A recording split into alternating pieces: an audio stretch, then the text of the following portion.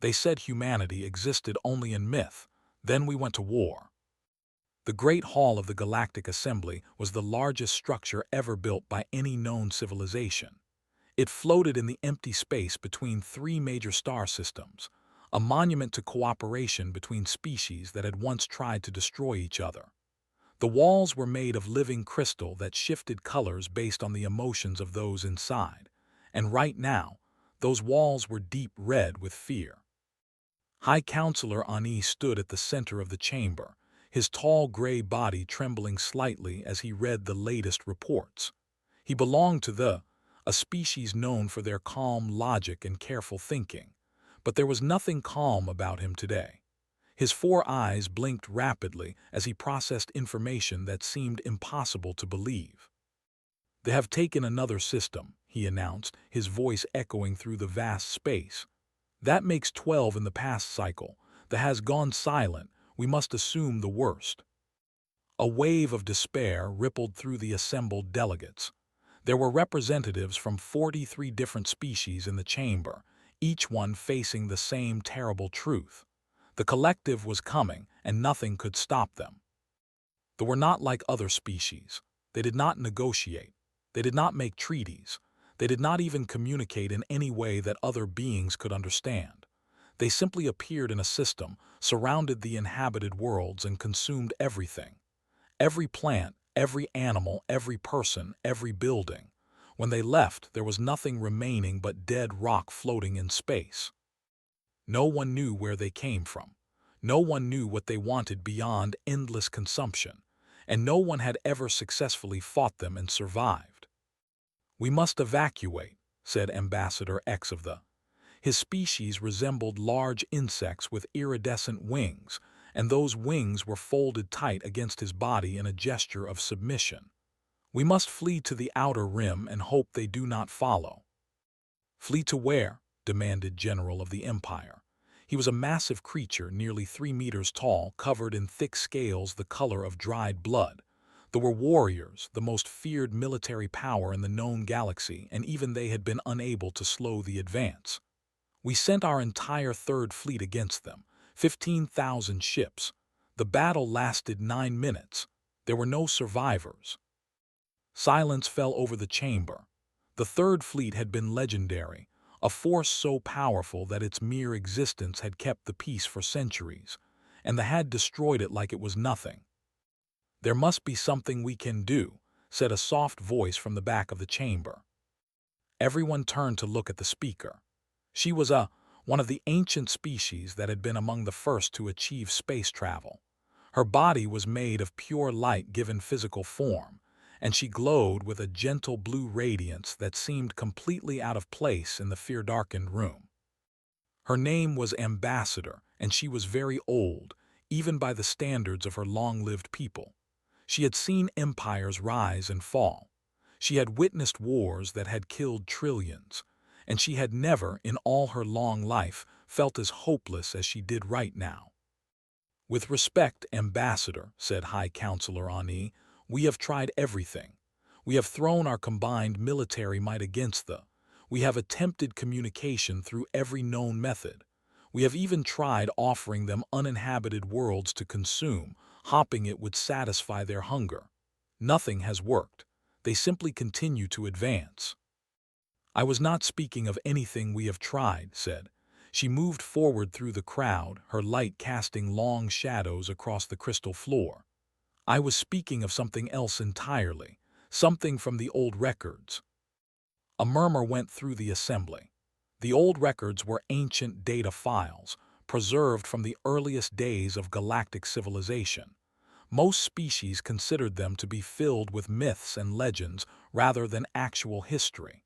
They were the keepers of these records, maintaining them out of tradition rather than any belief in their accuracy. "You cannot be serious," said General, his scales darkening with annoyance. "You want us to base our survival on fairy tales."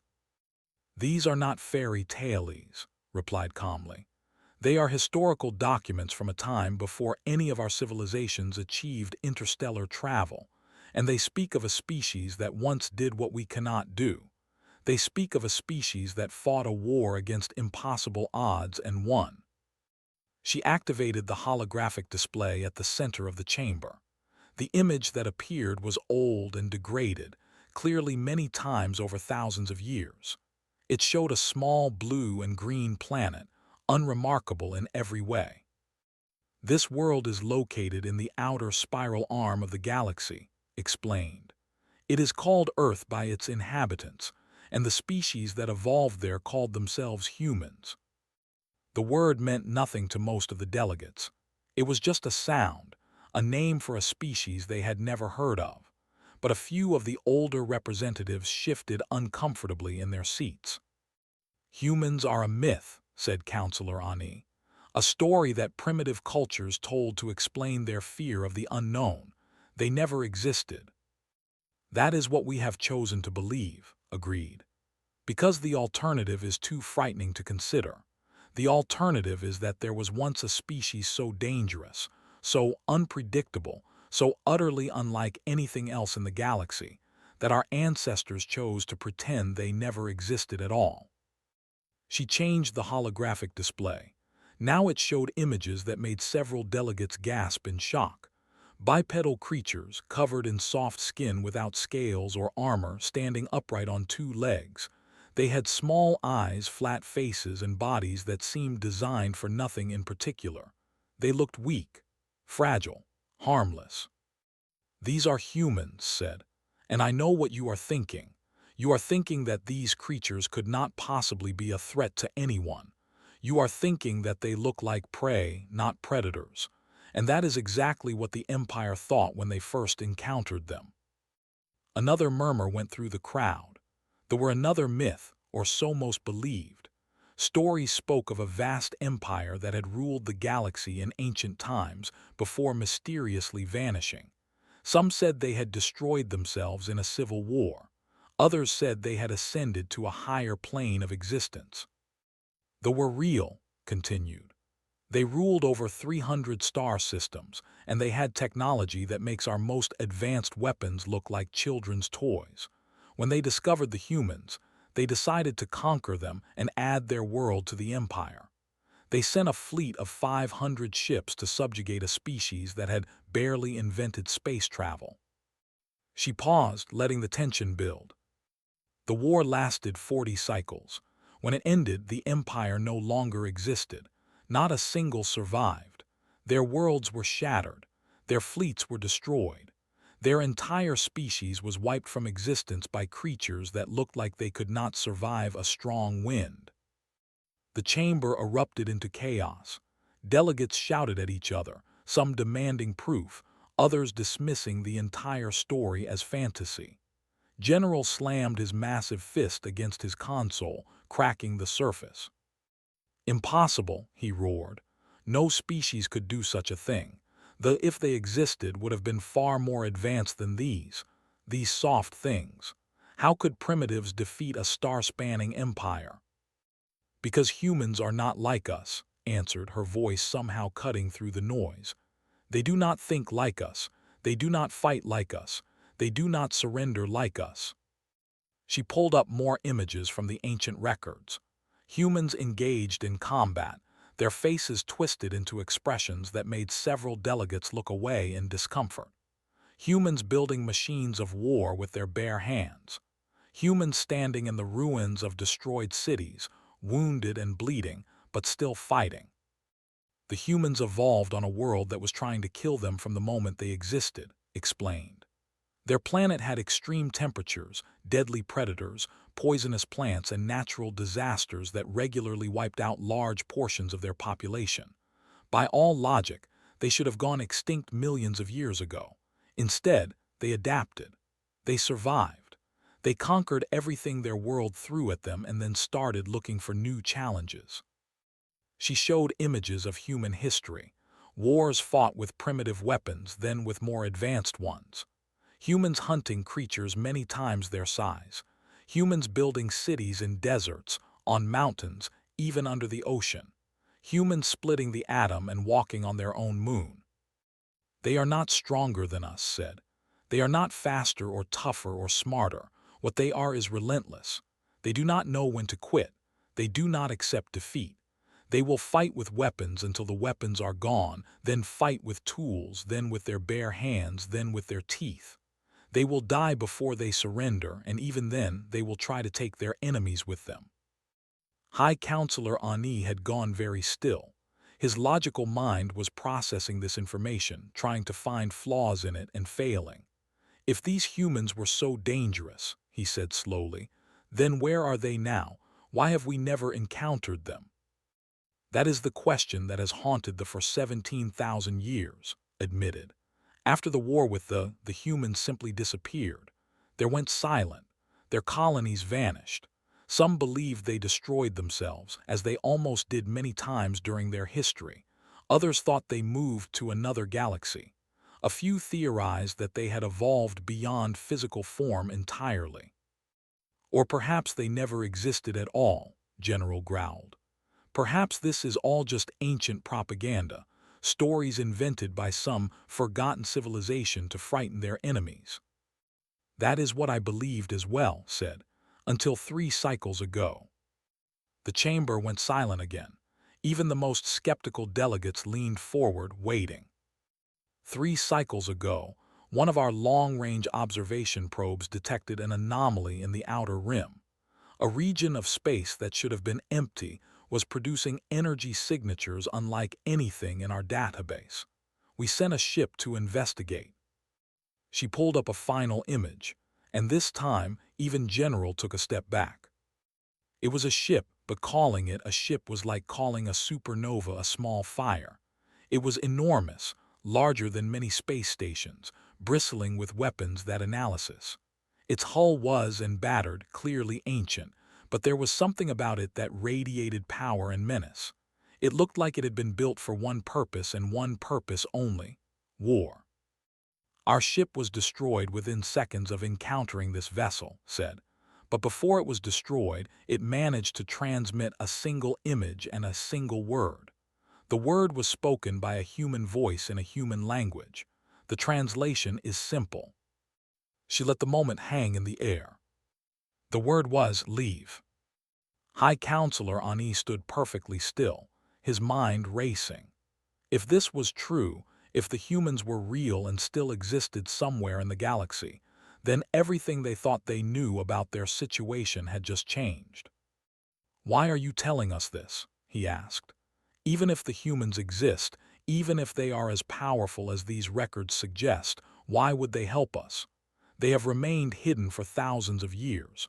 They clearly want nothing to do with the rest of the galaxy. Because I sent them a message, said simply. After they destroyed the first 3 systems, after we realized that nothing we could do would stop them, I sent a transmission to the coordinates where our probe encountered that ship. I told them what was happening. I told them that billions of innocent beings were going to die. I begged them for help. And, Counselor Ani demanded, did they respond? Light flickered in what might have been the equivalent of a smile. They did. 3 words. They said, "We are coming." The reaction in the chamber was immediate and divided. Some delegates expressed hope for the first time in months. Others were terrified, wondering what ancient horror they had just invited into their space. Still others remained skeptical, refusing to believe that some mythical species was going to save them from the... But before anyone could speak, a new alarm began to sound throughout the station.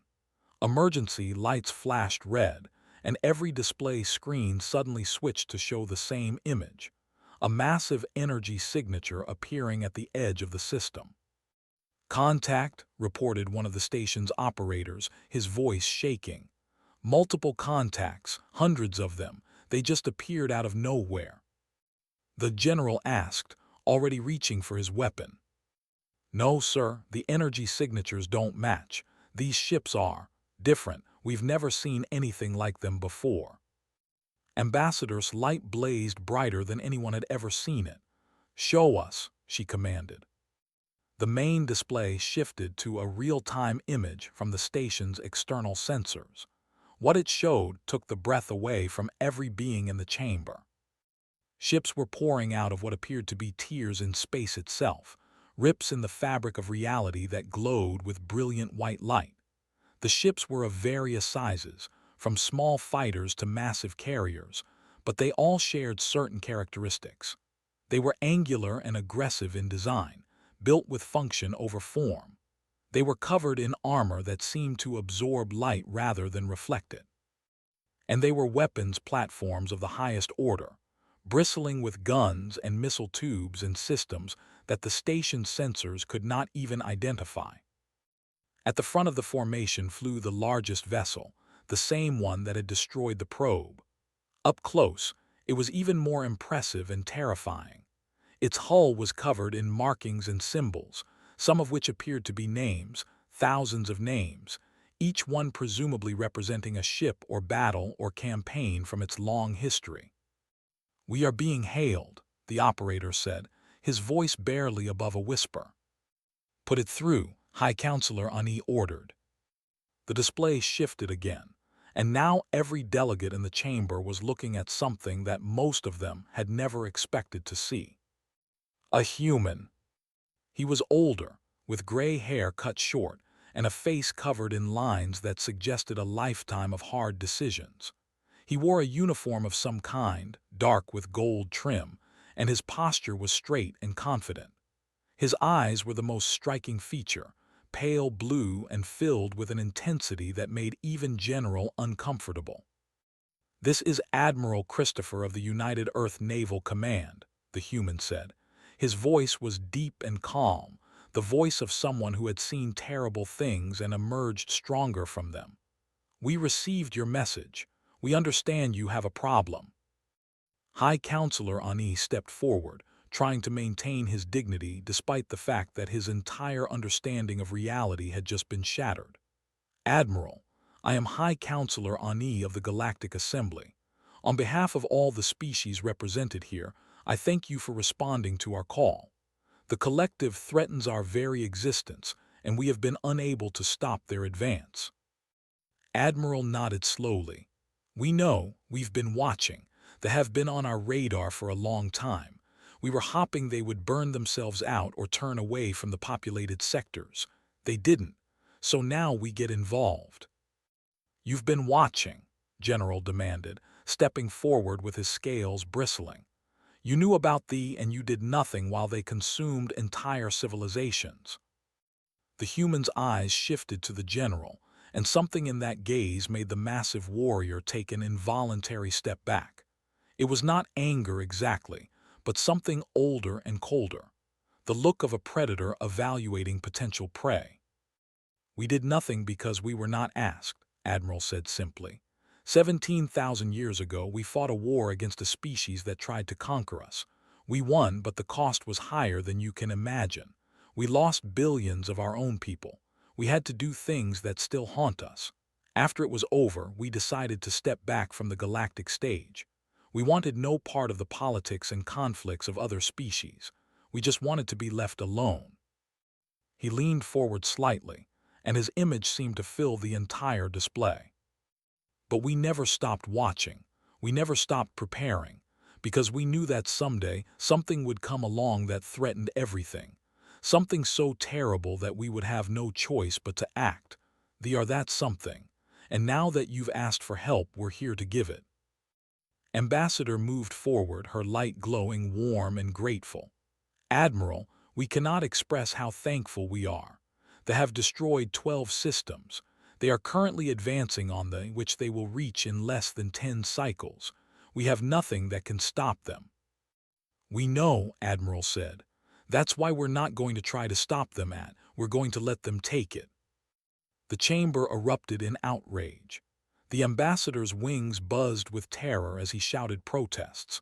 Other delegates demanded explanations.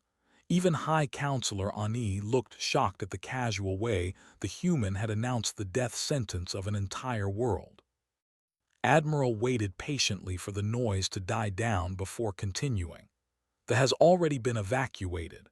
We've been moving their population to safe zones for the past 2 cycles. By the time they arrive, there will be no one left for them to consume." "You evacuated our world without telling us," Ambassador X demanded, his compound eyes wide with confusion. "We didn't have time for committee meetings," Admiral replied bluntly. "Every hour we spent debating was an hour spent getting closer. We made a decision and we executed it. Your people are safe. That's what matters." "But our world," Ambassador X said, his voice breaking. "Our cities, our history, everything we've built over thousands of years."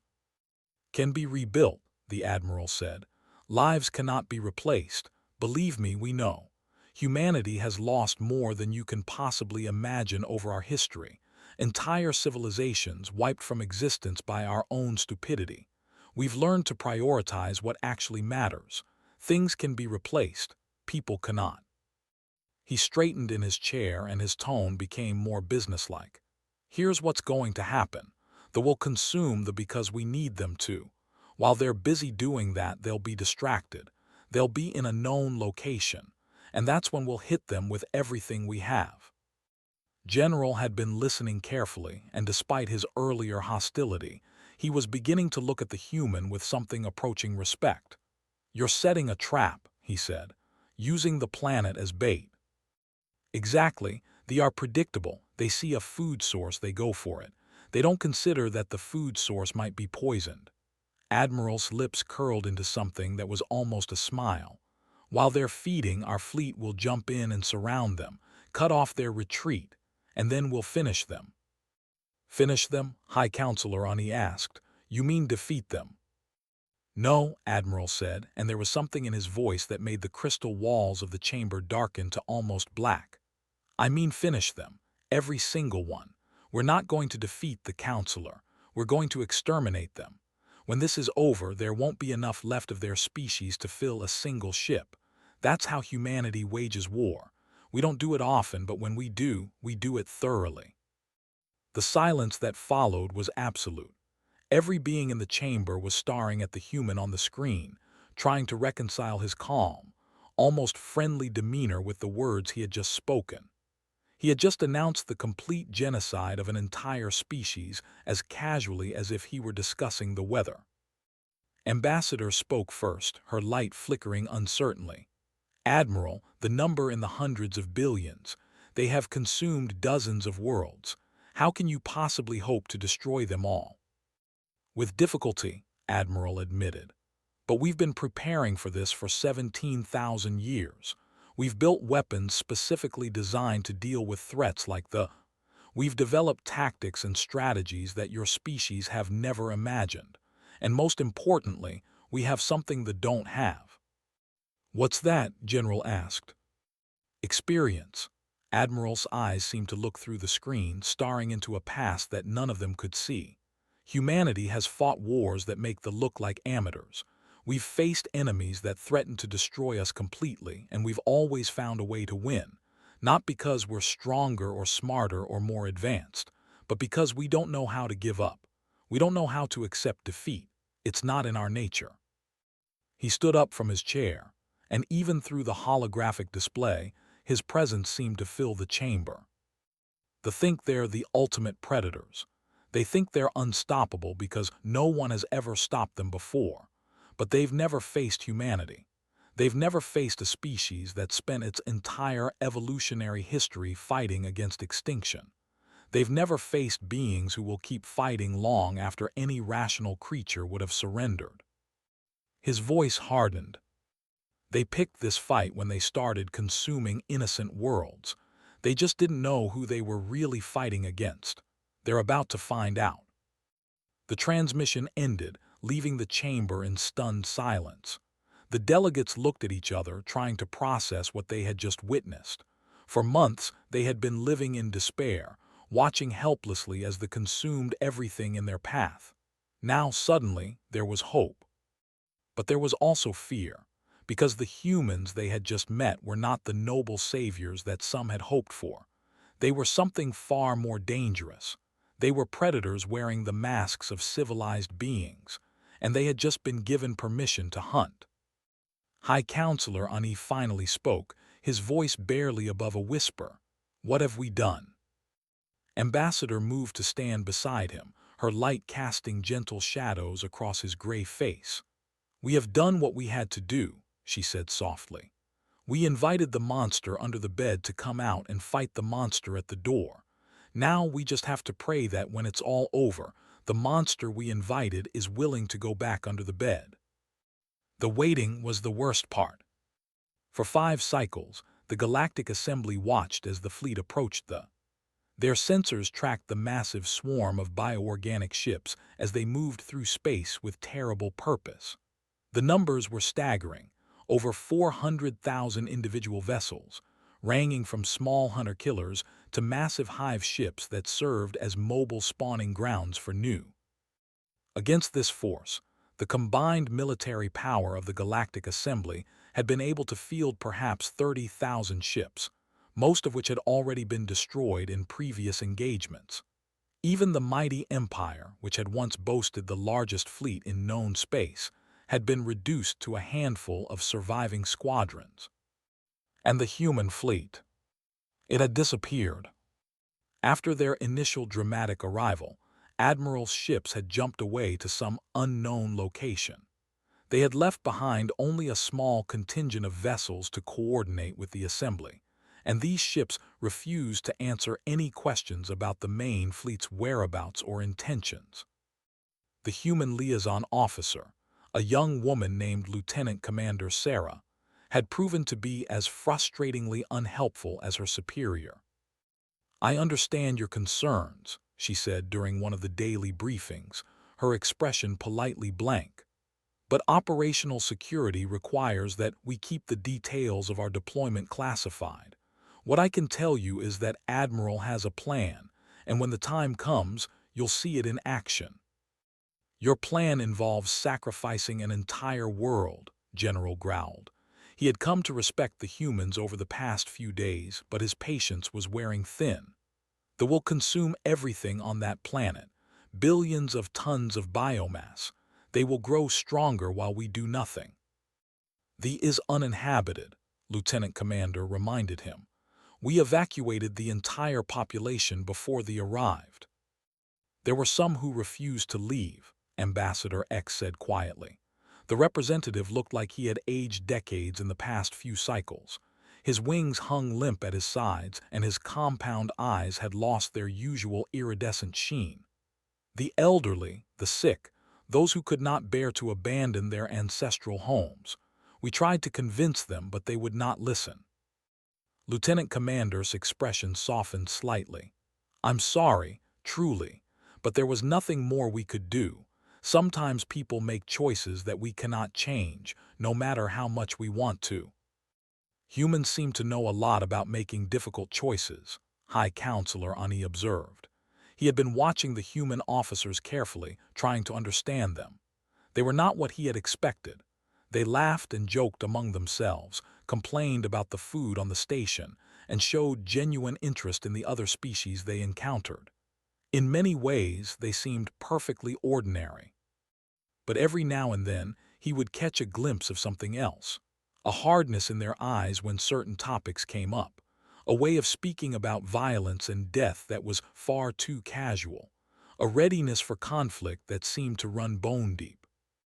"We've had a lot of practice," Lieutenant Commander replied. "Our history is basically one long series of difficult choices, one after another, stretching back to the beginning. We've gotten good at making them.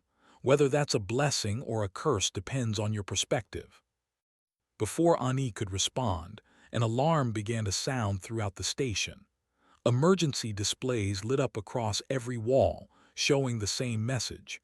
They had arrived at The entire assembly gathered in the main observation chamber to watch. The station's long-range sensors provided a clear view of the approaching swarm, and what they showed was the stuff of nightmares. The fleet filled the space around the planet like a cloud of insects. Their bioorganic ships pulsed with sickly green light, their hulls covered in what appeared to be living tissue. Some of them were clearly related to each other, variations on common designs, while others seemed completely unique, as if they had been grown specifically for certain tasks. At the center of the swarm were the hive ships, massive organisms that served as the command and control nodes for the collective consciousness. Each one was the size of a small moon, covered in openings that constantly birthed new ships and consumed resources. They were the heart of and as long as they survived, the swarm could regenerate infinitely. Beginning planetary consumption, reported one of the station's sensor operators. Her voice was steady, but her hands were shaking.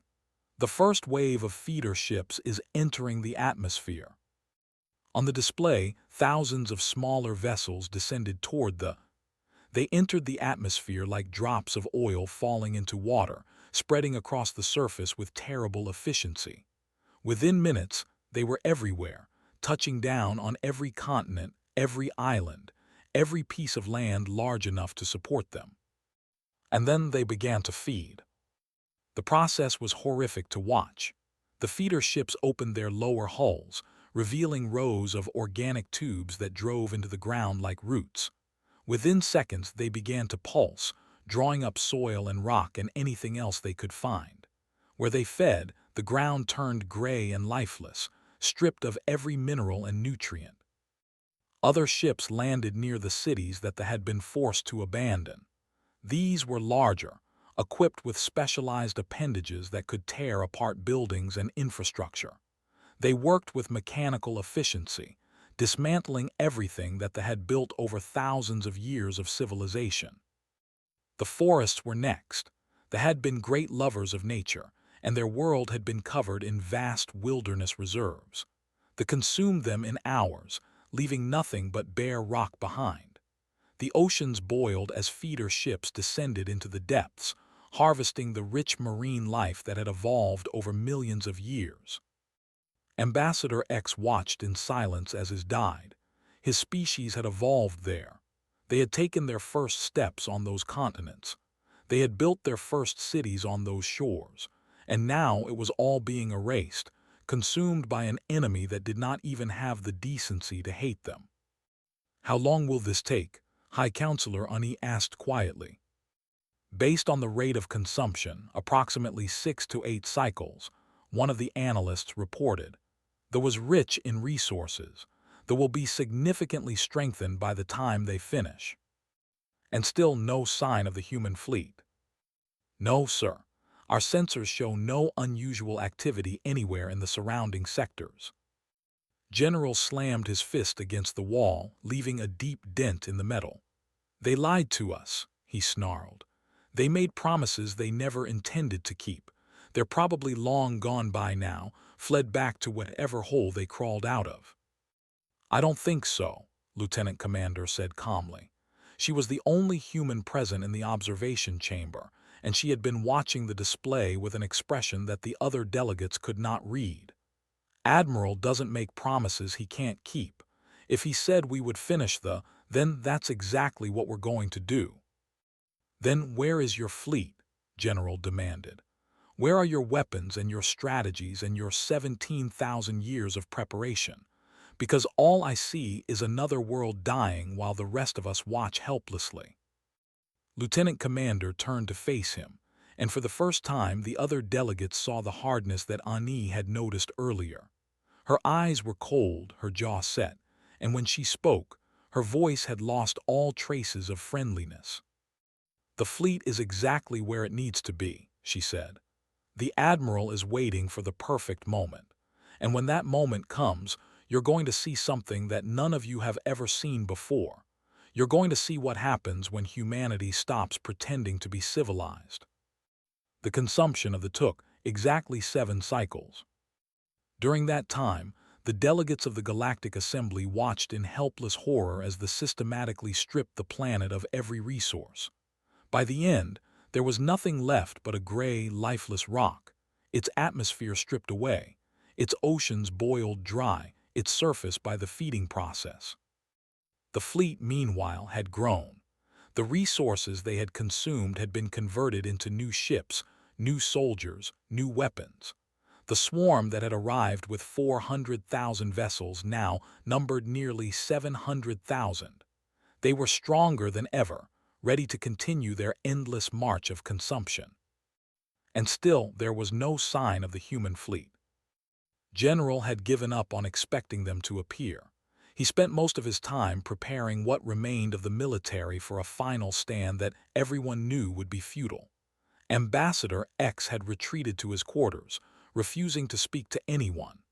High Counselor Ani continued to coordinate the Assembly's response, but his hearts were no longer in it. Only Ambassador maintained hope. She spent hours in meditation, her light flickering as she communed with memories that stretched back thousands of years. She remembered the old records, the stories of human tenacity and human unpredictability. She believed, against all evidence, that Admiral would keep his word. On the seventh cycle, as the fleet began to move away from the dead husk of she was proven right. It started with a single sensor contact, a small anomaly in the space directly ahead of the fleet. The station's instruments detected a spike of energy unlike anything in their database, a reading that should have been impossible according to known physics. Then space itself began to tear. The rifts appeared everywhere at once, hundreds of them surrounding the fleet on all sides. They were holes in reality itself, edges burning with white fire, and from within them came ships. Human ships, thousands of them, pouring out of the impossible tears like water from broken dams.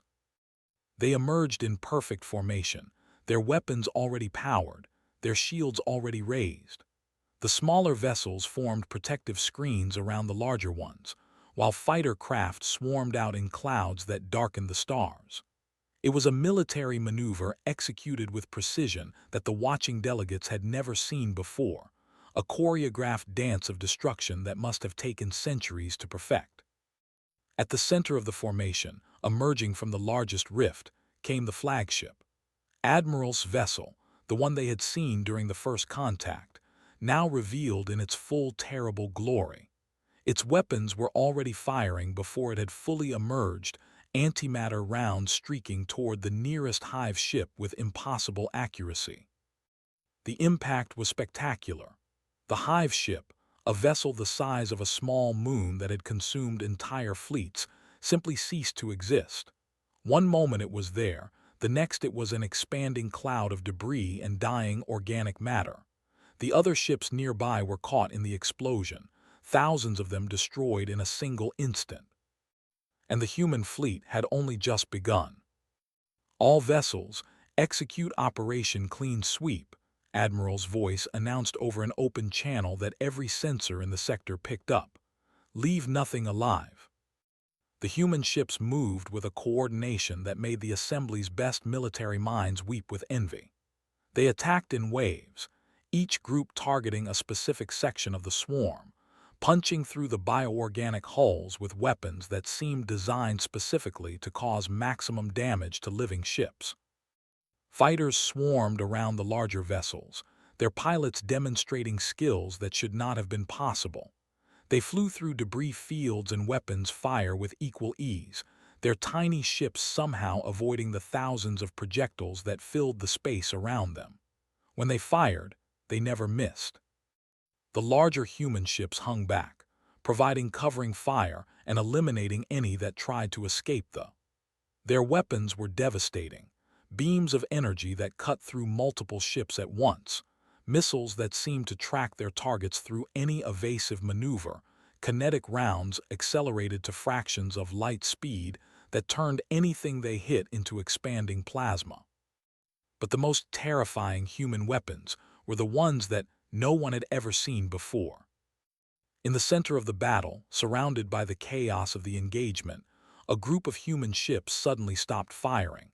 They formed a circle, their bows pointed inward, and began to emit a strange harmonic tone that made every sensor in the sector go haywire.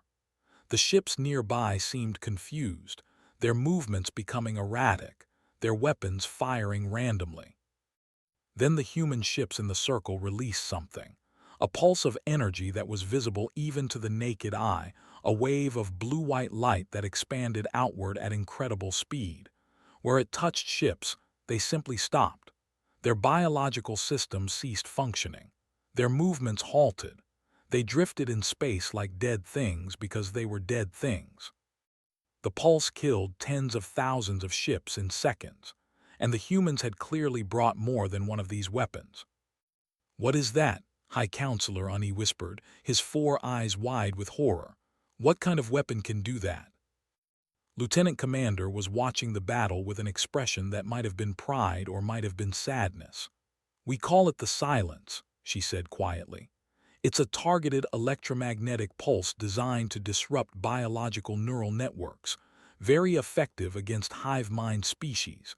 We developed it specifically for the—" "You knew about the," General said.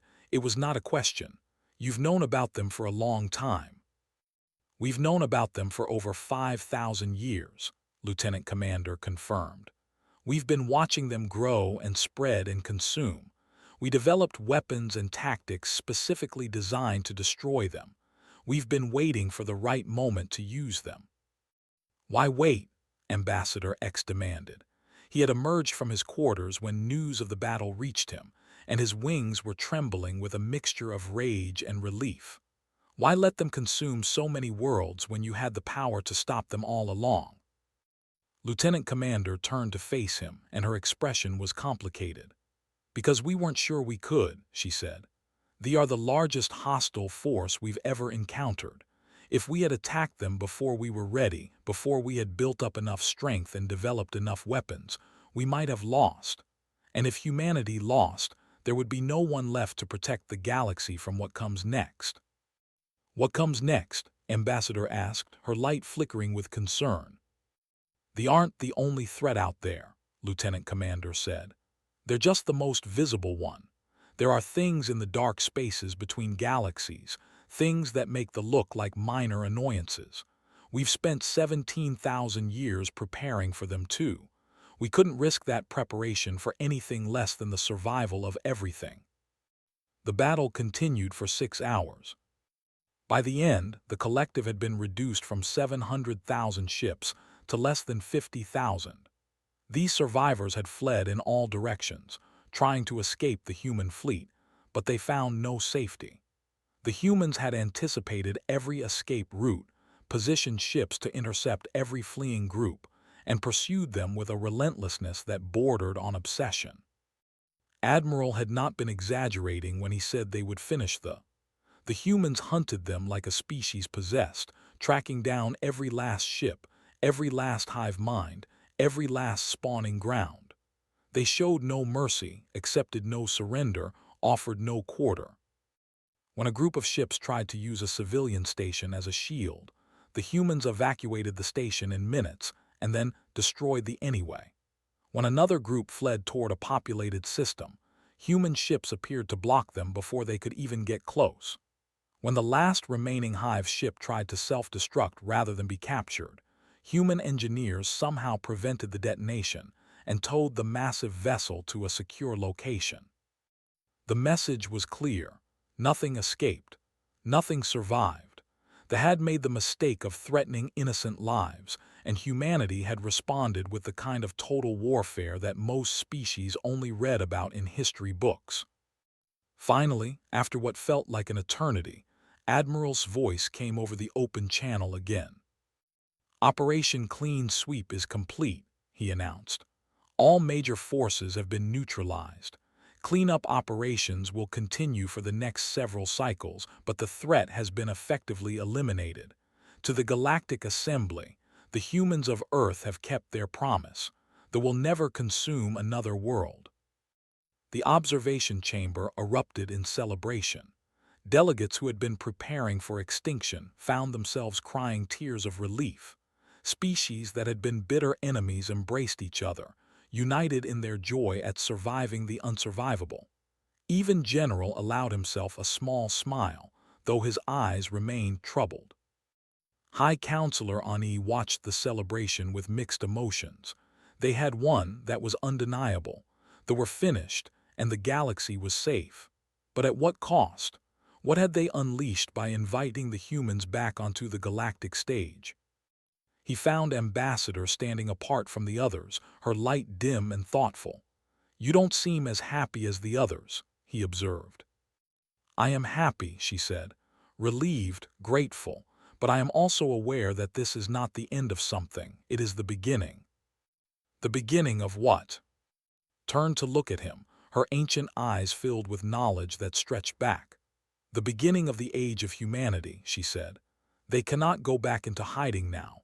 Too many people know they exist. Too many governments will want their help, their technology, their protection. And the humans will not refuse. It is not in their nature to stand by while others suffer." "Is that a bad thing?" "I do not know," admitted. "The old records speak of humans as both saviors and destroyers. They have the capacity for tremendous kindness and tremendous cruelty.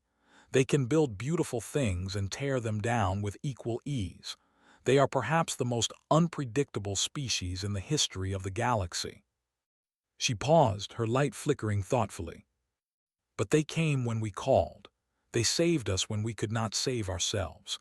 Whatever else they may be, they are our allies now.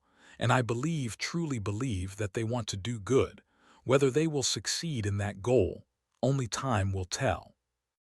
Across the chamber, Lieutenant Commander was receiving congratulations from delegates who had ignored her for the past week.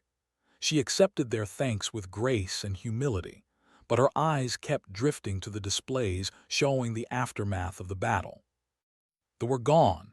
The immediate threat was over, but she knew, as did every human in the fleet, that this was only the first step. The galaxy was a dangerous place, filled with threats that made them look like practice targets. And now that humanity had revealed itself, those threats would be coming for them. But that was a problem for tomorrow. Tonight, they would celebrate. They would mourn the fallen and honor the victorious. They would remember why they fought and what they fought for. And tomorrow, they would start preparing for the next war. Because there was always a next war. That was the lesson humanity had learned over and over again throughout their long and bloody history. But they had also learned something else.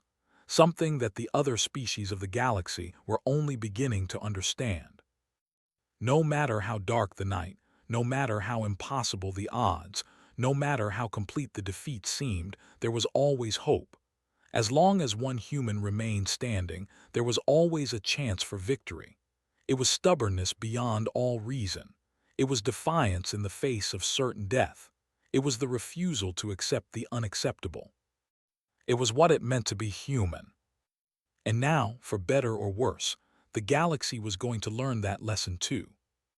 Admiral Christopher stood on the bridge of his flagship, watching the last of the ships being destroyed on his tactical display.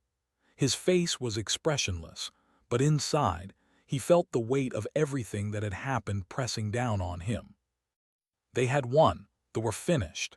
Billions of innocent lives had been saved. By any measure, this was a victory worth celebrating.